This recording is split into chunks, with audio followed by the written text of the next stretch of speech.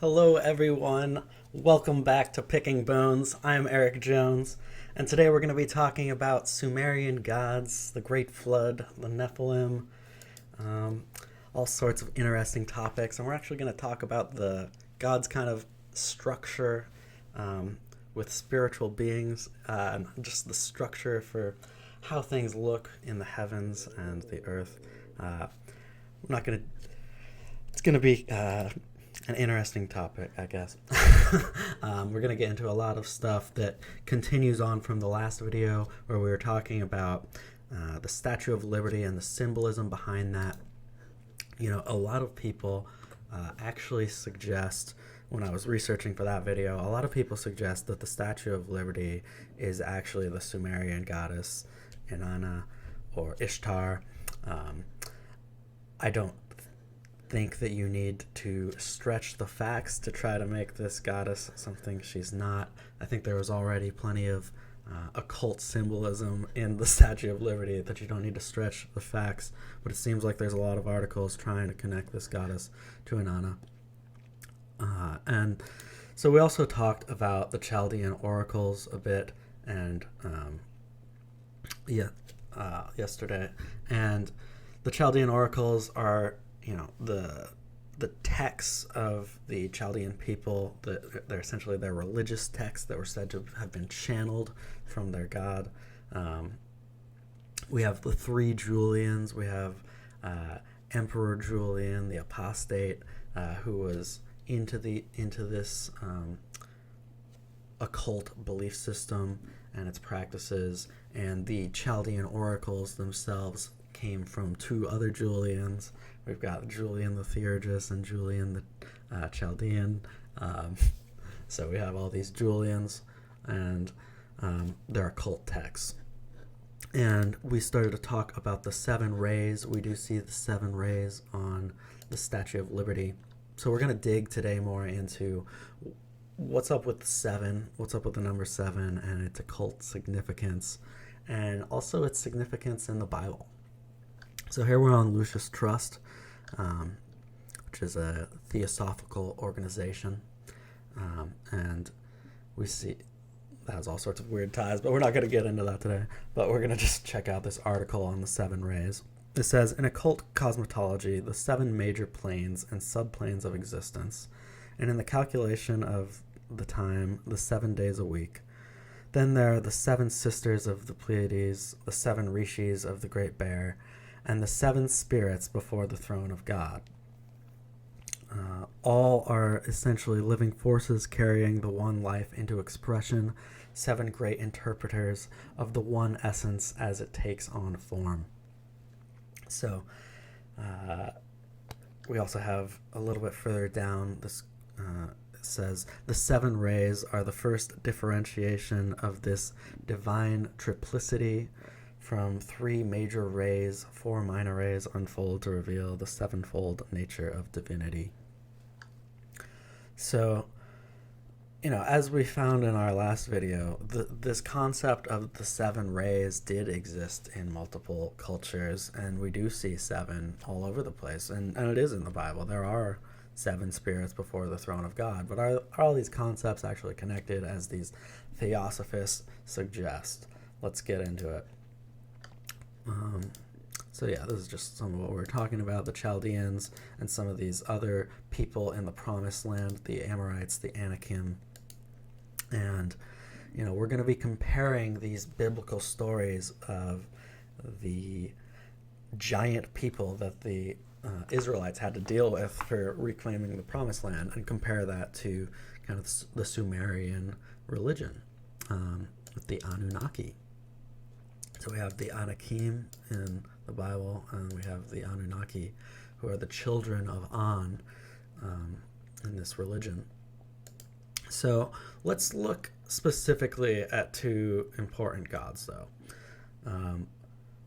The first that we're going to check out is Tammuz. I spoke about Tammuz in the very first video I did, if you've seen that one. Tammuz can be linked to a number of different gods. We can link him directly to Adonis, and we can link him to Osiris, and there are a number of gods. It's very easy to demonstrate that they're all kind of connected. So it says here, this is from Ancient History Encyclopedia. So the term Adon or Adonis, like that term just means Lord. I believe that Origen wrote that the actual name of this god is Tammuz, but that Adon was just like a title that he was given that kind of, and then that title eventually turns into just a name for the god himself. But that term just means Lord. We see that in the Bible also with Adonai, it means Lord. So the actual name, though, of this god seems to be Tammuz, at least the original name, but he is also Osiris. He is also some of these other gods. He's affiliated with Astarte or Venus or Aphrodite. This is his mistress, and she is affiliated with Venus. So we'll talk a bit more about her. This is Ishtar. This is Inanna. If we go down a little bit further, so Adonis was the one who was killed by a boar. There's a lot of interesting symbolism about that, all over the world, but with the boar and in occultism. But we're not going to dig into that today. But it says here that Byblos was one of the main places in the ancient world that used to observe the rituals of Adonis. I just highlighted that for something you'll see in just a second here. So now here we're going to look at, this is from the letters of St. Jerome to Palinus, and he's speaking of how a lot of the Christian religious sites have been kind of overtaken and I'll just read this here. From the time of Hadrian to the reign of Constantine, a period of about 180 years, the spot which had witnessed the resurrection was occupied by a figure of Jupiter, while on the rock where the cross stood, a marble statue of Venus was set up by the heathen and became an object of worship. The original persecutors indeed supposed that by polluting our holy places, they would deprive us of our faith in the passion and in the resurrection. Even my own Bethlehem, as it now is, that most venerable spot in the whole world of which the psalmist sings, the truth has sprung out of the earth, was overshadowed by a grove of Tammuz. From Ezekiel 8:14. So this deity is mentioned in the Bible. That is of Adonis. And in the very cave where the infant Christ had uttered his earliest cry, lamentation, was made for the paramour of Venus. So they set up these pagan gods in important Christian sites to kind of defile them, to dominate them. And Tammuz was one of these gods. Now we do see Tammuz listed in the Bible, and we'll jump to that verse later. But first, let's see what the Freemasons think of Tammuz. So this is from Albert Pike's Morals and Dogma, and this is the chapter on the Prince of the Tabernacle. Each chapter just goes through the different ranks in Scottish Rite Freemasonry. So it says, Blue Masonry, ignorant of its import, and I highlight that by itself, just, he makes numerous comments in this book about how Blue Masons are ignorant, low-level Masons are, kept ignorant on purpose. They're misled for the interpretation of symbols, and it's all about, it's this control system that exists in Masonry, this control of information, and this similar systems exist in all occult secret societies. So, Blue Masonry, ignorant of its import, still retains among its emblems one of a woman weeping over a broken column, holding in her hand a branch of acacia, myrtle, or tamarisk, while time, we are told, stands behind her, combing the ringlets out of her hair. We need not repeat the vapid and trivial explanations that are given of this representation of Isis weeping at Byblos. Over the column torn from the palace of the king that contained the body of Osiris, while Horus, the god of time, pours ambrosia on her hair. Now there's an important Masonic image. You can see all these different versions of it, with this Tammuz and Ishtar, or whatever name you want to give them. It's the same god and goddess. The one is dead, and the one standing with her is the sun figure. So Horus, for example, is the son of Isis and Osiris. And so we see in the Bible, though, jumping ahead of myself. Let me explain this a bit further. So this term that Albert Pike is explaining a little bit, talking about here, is he's talking about how Freemasons refer to themselves as sons of the widow, and at low-level degrees, it's always just said that this is a reference to Hiram Abiff and the legend of the construction of Solomon's temple, and the widow's son is supposed to be a reference to the mother who lost her son Hiram, and so they say it's a reference to that story, but it's actually a reference to Tammuz. It's actually a reference to this god, or Osiris, this god who died, and then Isis weeps over him, or whichever version weeps over him. And so this is a key figure in Masonry, this Tammuz. So let's see what the Bible has to say. So Masons essentially are calling themselves, they're connecting themselves directly with this entity, calling themselves sons of the widow. So what does the Bible say about these figures? Does it have something to say about Tammuz and Ishtar? Yes, it does. We have here in Ezekiel 8 a reference to Tammuz. And this is a prophetic vision that God is giving to Ezekiel. And he's seeing inside of the temple all these abominable practices, these occult practices being performed around and in the temple. It says, "Then he brought me to the door of the gate of the Lord's house, which was toward the north. And behold, there sat women weeping for Tammuz." This old ritual in reference to, the death of this god Tammuz.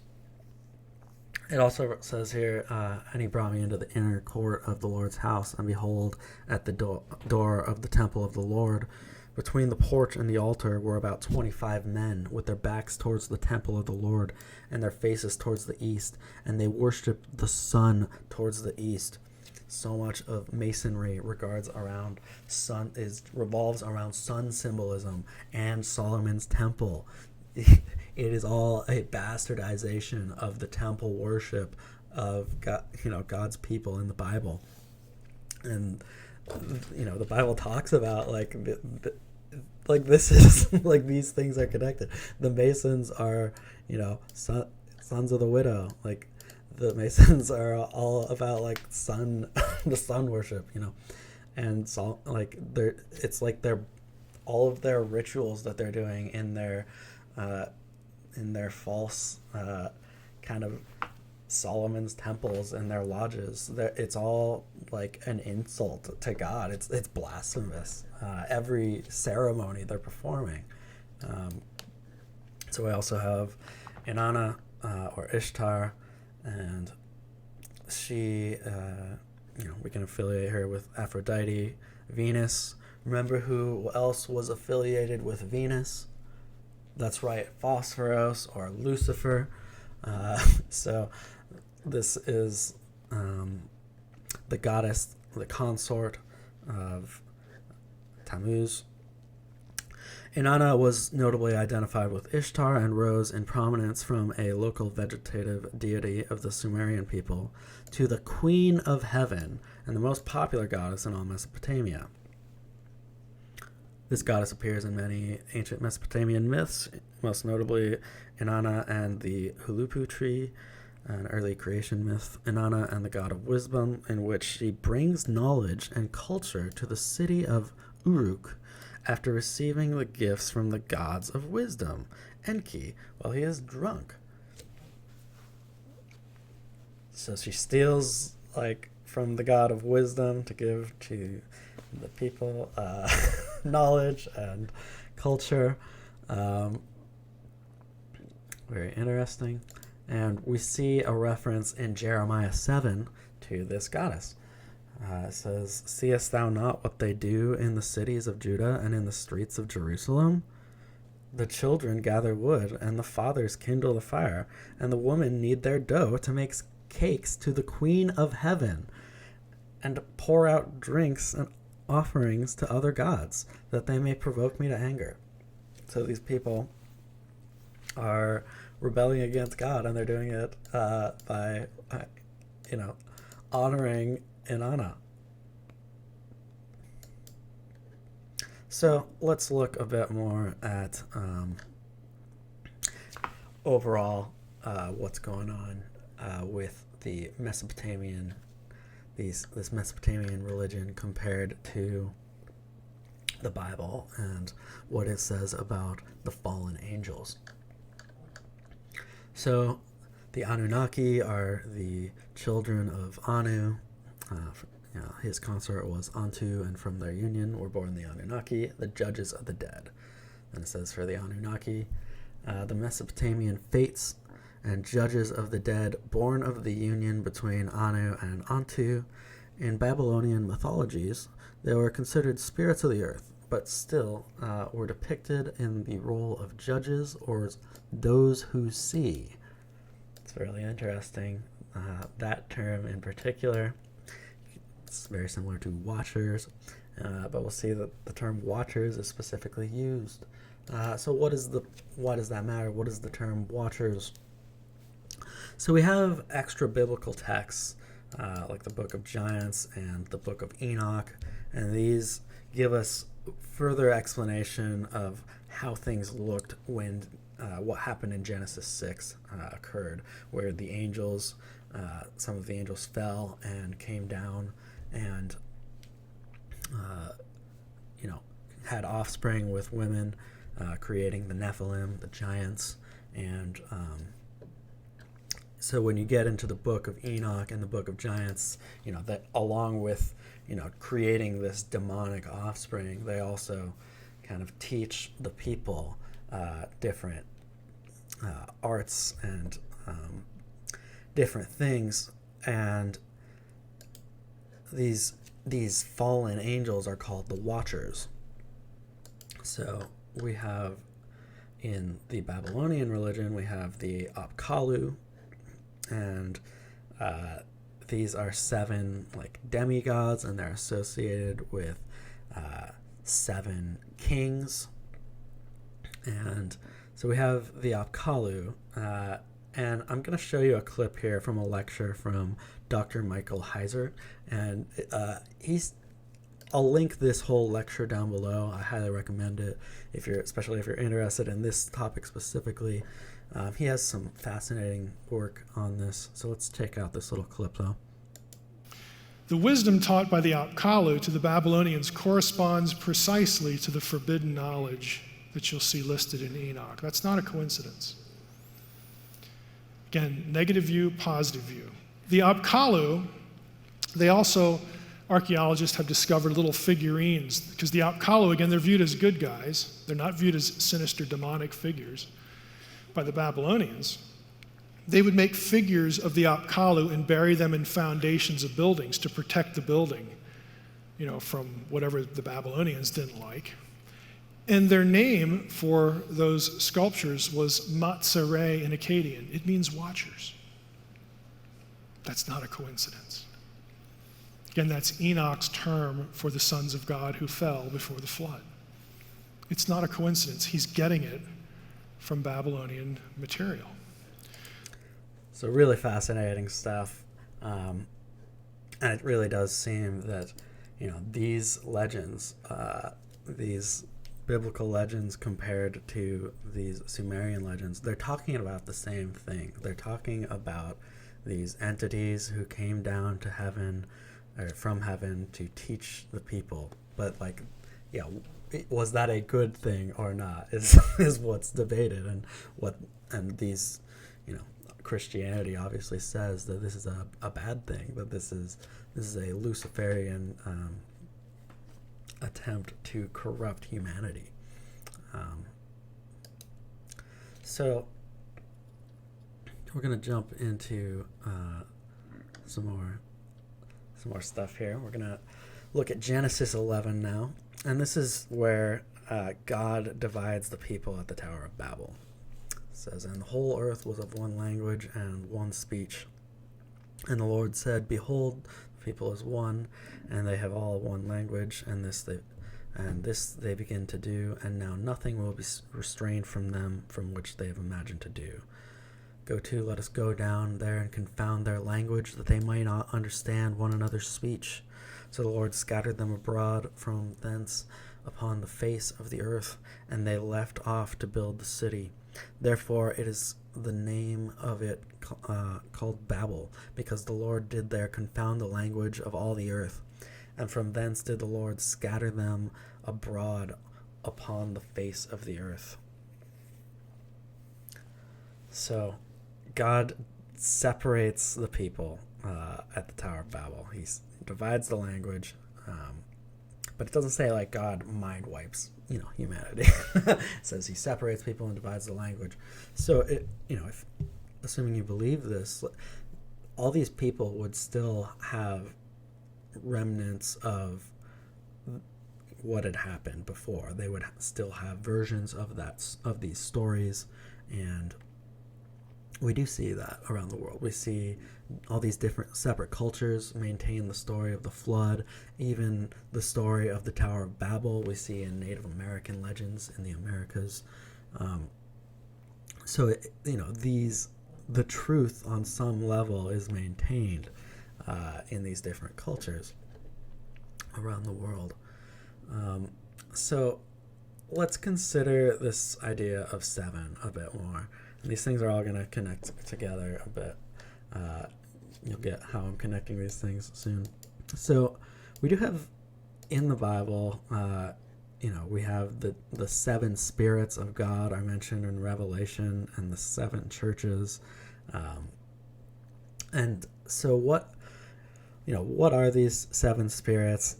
Is there a connection to this occult idea of the seven rays? Certainly I don't believe so, but I found myself wondering a lot about what's up with seven while I was working on this, and I really had to struggle with dealing with what is up with all of this. Why do we see seven as so prominent in the occult and in these ancient religions and Christianity? Well, I think there's a number of reasons. One of them, some of the structure of how things actually work, people would retain, and they would maintain some level of those truths in their different cultures. So we have the seven spirits, and we have the seven archangels. In Tobit, Raphael mentions that he is one of the seven archangels. I found this just looking into different church perspectives on it, and this is an Orthodox information site, and it suggests that although these names do not appear in Scripture, the names of the archangels, various listings exist of the great archangels, and in these many alternative names occur. It is significant that in all cases only 7 names are given, and this is in agreement with Sorry, my cat is being crazy right now. And this is in agreement with the words of St. John in the Revelation. Grace be upon you and peace from him which is to come, and from the seven spirits which are before his throne. Okay. So,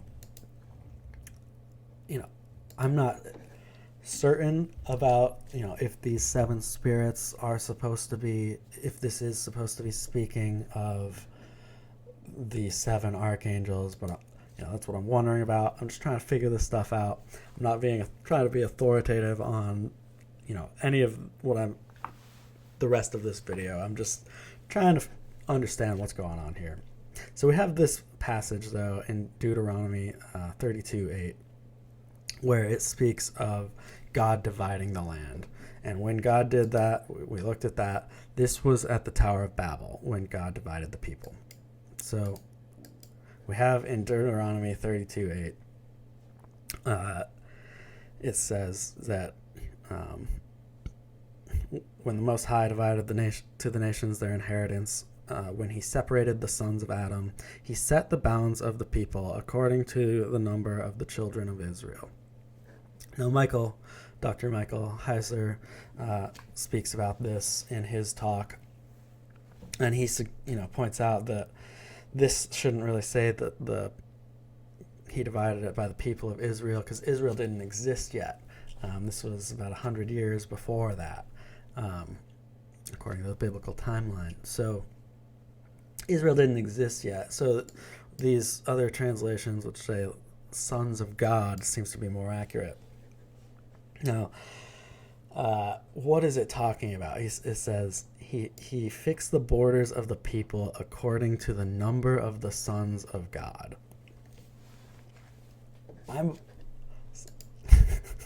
I'm curious if this is suggesting that if that number of the sons of God is 7. God divided the days into 7 days, and just look at our earth. We have the 7 seas, we have the 7 continents. I'm wondering if that is a thing, if that is connected. So let's continue to look at that. We have Psalm 82, this reference as well, where it says, God standeth in the congregation of the mighty, he judgeth among the gods. How long will ye judge unjustly, and accept the persons of the wicked? Salah. Defend the poor and the fatherless. Do justice to the afflicted and needy. Deliver the poor and the needy. Rid them out of the hand of the wicked. They know not, neither will they understand. They walk on in darkness. All the foundations of the earth are out of course. I have said, ye are gods, and all of you are children of the Most High. But ye shall die like men, and fall like one of the princes. Arise, O God, judge the earth, for thou shalt inherit all the nations. So you have texts like this, and others in the Old Testament in particular, that speak of God's kind of structure and God's counsel and how that looks. And we don't have a ton on that, but it's a really interesting topic. And it seems here that God is, it's discussing God dealing judgment to these spirits which oversee the earth. So we also have this concept of like a territorial spirits that some Christians will speak of. And if you look at Daniel 10, when this angel comes to Daniel, he says something very interesting. He says, "But the prince of the kingdom of Persia withstood me 21 days. But lo, Michael, one of the chief princes, came to help me, and I remained there with the kings of Persia." So this verse is really interesting, and what it sounds like is this angel came to meet with Daniel. He got caught up in this like demonic like fight potentially, It's not really clear what exactly happens. It says, the prince of the kingdom of Persia withstood me 120 days, but lo, Michael, one of the chief princes, came to help me, and I remained there with the kings of Persia. It's a very interesting verse. The implications are very interesting because it sounds like there are these territorial angels, and perhaps on both sides, demonic, more territorial angels, or these beings that it's speaking of God judging in Psalm 82 here. And we also have this angel who came to help Daniel, and we have the archangels, one of the chief princes. We have Michael, showing up to help deal with this king of Persia, which doesn't sound like it's referring to the prince of the kingdom of Persia, and the kings of Persia. It doesn't sound like this is referring to the royalty of this land, somehow interfering with an angel. These are angelic, perhaps some sort of spiritual forces that they're dealing with. We also have in Matthew 2:7, something interesting happens where Herod wants to eradicate the Messiah, and so he calls the wise men, or the magi, to come to him, and he wants them to find him and tell him where he is. But the magi actually just go and give gifts to Jesus. But it says the word, is magi, and it comes from this word magus, and it is a sorcerer, a magician, a wizard. And so going back to that concept of all these different cultures would retain the truth on some level. How do these magi know that they should worship the Messiah? That they should give honor to the Messiah? It's such an interesting little thing that happens, but it does give credence to this idea that, the truth in some way survives in different cultures, and, people can recognize it still, even in perhaps a fallen system. These magi seem like they were Zoroastrian sorcerers. So it's really interesting to consider, how did they, know that Christ was king. And one other thing to consider with, the structure of the world and of these spiritual forces is just how Lucifer wants to do things. What is it Lucifer is after? It says, "How art thou fallen from heaven, O Lucifer, son of the morning? How art thou cut down to the ground, which didst weaken the nations? For thou hast said in thine heart, I will ascend into heaven. I will exalt my throne above the stars of God. I will sit also upon the mount of the congregation in the sides of the north. I will ascend above the height of the clouds. I will be like the Most High."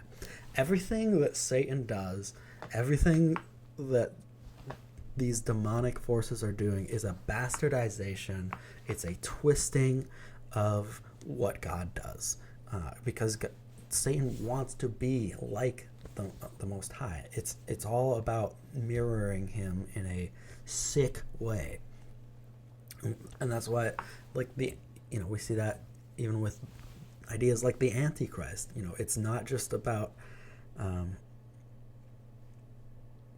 being against Christ. It's about replacing Christ. And so when we look at these different occult systems and these old pagan systems and compare them to Christianity, there are different reasons why there should be some similarities there. Perhaps, sometimes maintaining old truths, even as, their religion has become more and more corrupted over time, they might still have, on some levels, various core truths. We see, ideas of triads and trios in different gods around the world. We do see some of the, the number 7 and the uses of some of the symbolism around the world. It's very interesting. But then we also have to consider, how Lucifer wants to look like God's system. He wants his system to look like God's, but even though it's so contrary to it. So we do see this idea of, the 7 it being important in occultism and in Christianity. So when you look at symbols like the Statue of Liberty,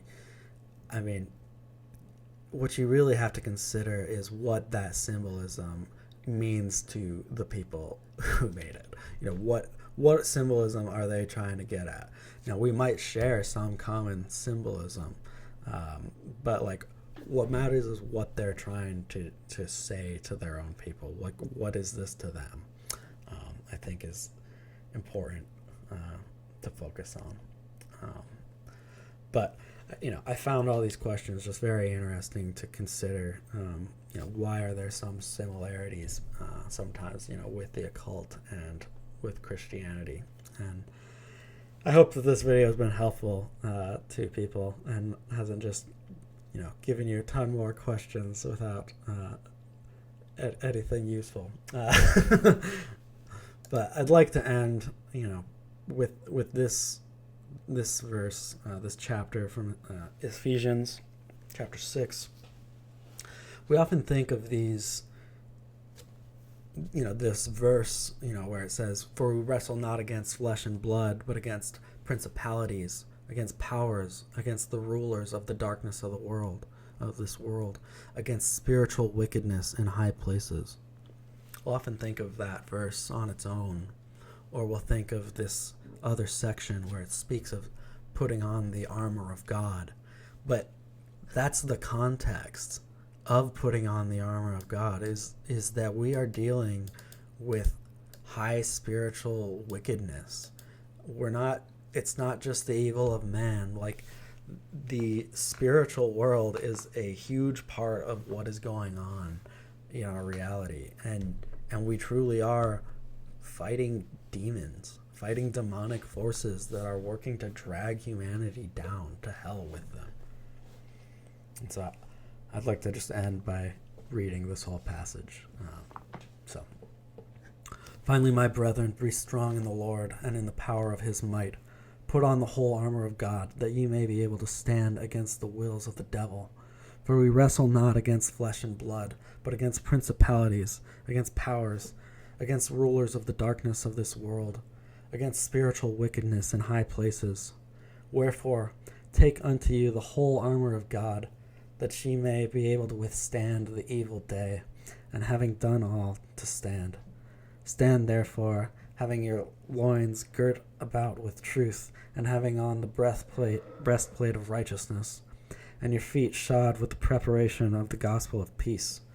Above all, taking the shield of faith, wherewith ye shall be able to quench all the fiery darts of the wicked, and take the helmet of salvation, and the sword of the Spirit, which is the word of God, praying always with all prayer and supplication in the Spirit, and watching thereunto with all perseverance and supplication for all saints. And for me, that utterance may be given unto me, that I may open my mouth boldly to make known the mystery of the gospel. This is what it's all about.